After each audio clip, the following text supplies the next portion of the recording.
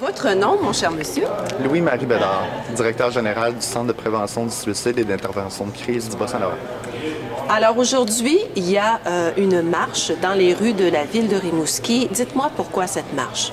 Aujourd'hui, c'est la journée mondiale de la prévention du suicide et on a décidé de tenir une marche pour la vie.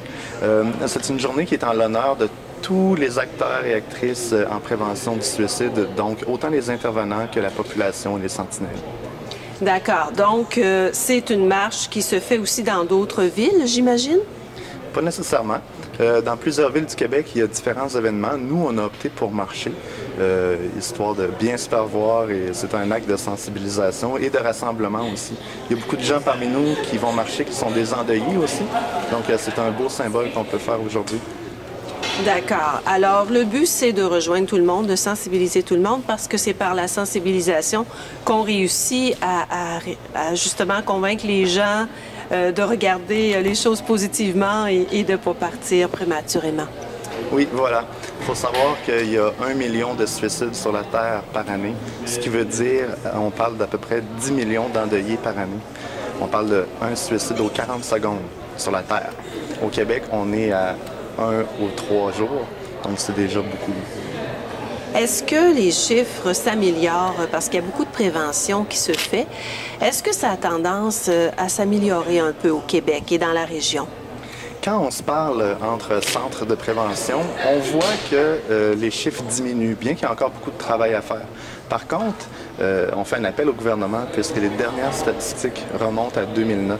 On a besoin de financement pour pouvoir mettre les statistiques à jour pour avoir un portrait provincial. OK, mais est-ce qu'il y a quand même une amélioration, par exemple, chez les jeunes? Oui, il y a une amélioration de quelques pourcents. C'est parce qu'il y a beaucoup de travail qui a été fait.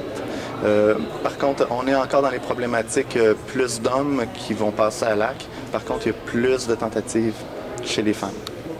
Et les groupes d'âge, je crois que 40 ans et plus, ça diminue pas, au contraire. Hein? Non, c'est toujours entre 30 et 45 ans. Les chiffres sont quadruples de tous les autres strates d'âge. Qu'est-ce qu'on peut dire aux gens qui sont découragés, qui ne savent plus quoi faire? Quelles sont les ressources auxquelles ils peuvent faire appel? Il y a plusieurs organismes ressources. Par contre, au Centre de prévention du suicide et d'intervention de crise, on est un point pivot pour différentes références à d'autres ressources. Mais ce que je serais porté à dire, c'est, première des choses, c'est de parler, de ne pas rester seul, du moins d'écrire, de créer. Et puis, il y a toujours quelqu'un qui est là pour nous écouter, dont notre centre. Votre marche, c'est une marche d'espoir. C'est définitivement une marche d'espoir. C'est pour ça qu'on l'appelle la marche pour la vie. Et c'est une manière de rendre hommage aussi à nos intervenants qui trop souvent travaillent dans l'ombre. On veut les mettre à la lumière du jour. Et puis ils sont là aujourd'hui fièrement. Et vous avez des invités d'honneur, je crois, pour cette marche? Oui, le maire Éric Forêt a bien accepté de vouloir être notre invité d'honneur. On en est très touchés et puis il va pouvoir marcher un peu à nos côtés, bien que c'est un homme très occupé. Mais déjà, sa présence avec nous aujourd'hui est un grand baume. Parce que la ville est quand même la représentation ultime de notre communauté. Donc, on pense même donner un cadeau symbolique à la ville qui, en fait, c'est un cadeau que nos intervenants font à nos concitoyens, à la population du Bas-Saint-Laurent. Bien, merci beaucoup, M. Bédard, et bonne marche. Merci beaucoup.